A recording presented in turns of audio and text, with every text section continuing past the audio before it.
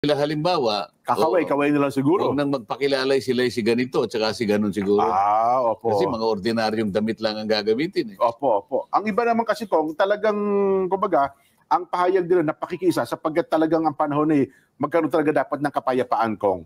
Gaya din po ng national rallying ito. Oo nga, pero ang sinasabi ko, kasi nga, ang nagiging problema doon, kung paano mo i-isolate yung kanyang pagiging politiko.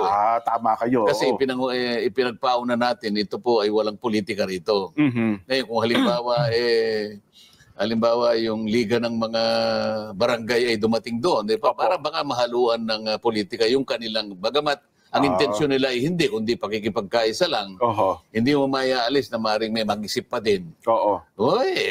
Maano ka lang dyan. Yung mga ganun ba? Ganon, opo. Ang totoo nga kung may nabalitaan ako, iba may kani-kanya din delegasyon.